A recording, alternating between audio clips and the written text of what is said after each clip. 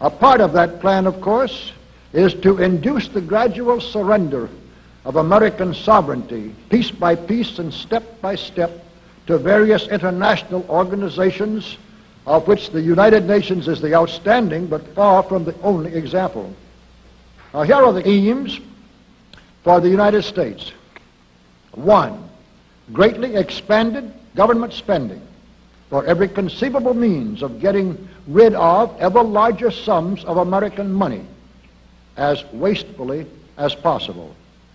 2, higher and then much higher taxes. 3, an increasingly unbalanced budget despite the higher taxes.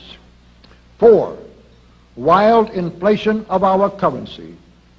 5, government controls of prices, wages, and materials, supposedly to combat inflation.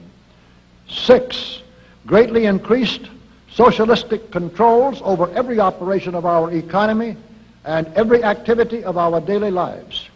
This is to be accompanied, naturally and automatically, by a correspondingly huge increase in the size of our bureaucracy and in both the cost and reach of our domestic government. 7, far more centralization of power in Washington and the practical elimination of our state lines. There is a many-faceted drive at work to have our state lines eventually mean no more within the nation than our county lines do now within the states. 8, the steady advance of federal aid to and control over our educational system, leading to complete federalization of our public education.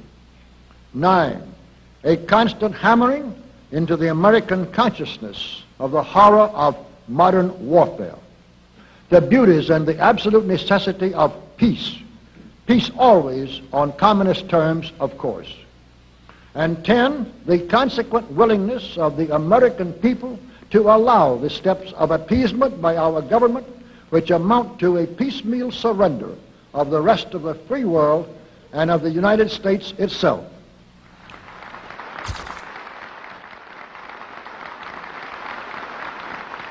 So brush the insider's dust out of your eyes, my friends, and the communist soap suds out of your brain, and ask yourselves in all honesty, what on earth is wrong with the United States simply minding its own business?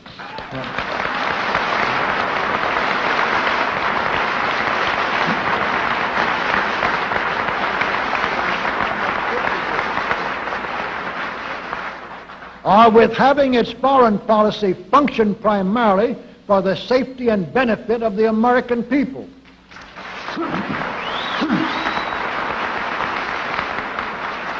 Which is exactly what we had done for the first 140 years of our existence as a nation, to the incredible advantage of ourselves and everybody else. Everybody, that is, except a numerically small clique of power-lusting conspirators who had somehow inflicted themselves on a gullible world. While we turn to a very brief summarization of what we hope the John Birch Society will help and even sometimes lead the American people to accomplish during the next 15 years. 1, our first and most important specific undertaking should be to restore the complete independence of the United States.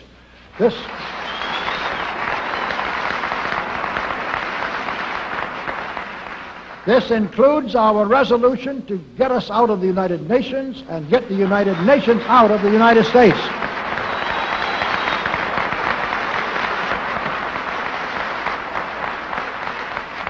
2, we must once again make our money freely redeemable in gold at some realistic price.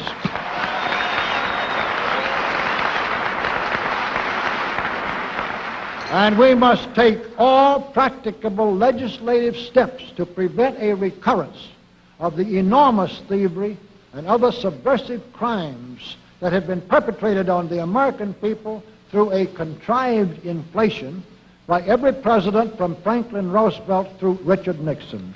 3,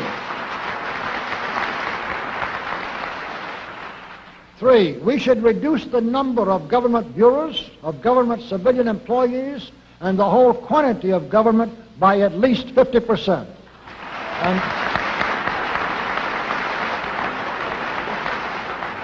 And we should achieve at least this much reduction in proper fashion through gradually convincing a majority of the American people of the wisdom of such a course. 4, we should withdraw all American troops from every spot on earth that is not American soil, except when and where such troops may be required as decided by Congress to protect American lives and property from criminal vandalism.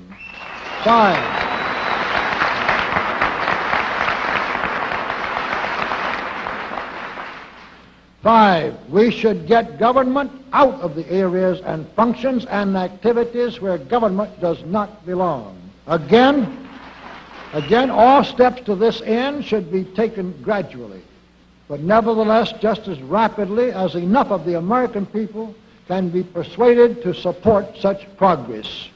Any such achievement will require a truly massive educational force, but that's exactly what we hope to build during the next 15 years. We could go ahead for at least 100 numbered items, but the John Birch Society will undoubtedly be working on more than that many specific projects, which will be laid out in its bulletins before another 180 months will have rolled around. And all of these projects will fit into the general pattern indicated by the 5 major objectives listed above. So let's really wind up this marathon monologue with one final thought. None of us can guarantee anything about what the future will bring. Your speaker knows what a job we have before us to rid our country of the scourge of communism within the next few years, and then to go ahead on our constructive program so well that 15 years from now we shall already be entering an era of far less government, of a much sounder sense of responsibility, and, with God's help, of a better world. But I sincerely believe that it can be done, and this much I know. If every man and woman in this audience should leave here tonight feeling in his or her own mind and heart that it can and must be done, then it surely will be. And so, all of you patriots of good character, good conscience, and noble ideals, whom we can reach with the filmed version of this speech in 1,000 other audiences, it is with a great deal of confidence and energizing will to win that we invite you to join us in our epic undertaking. While to all of you great, wonderful friends in this present audience, I certainly extend my very deep thanks indeed for so much patience and attention. Thank you and good night.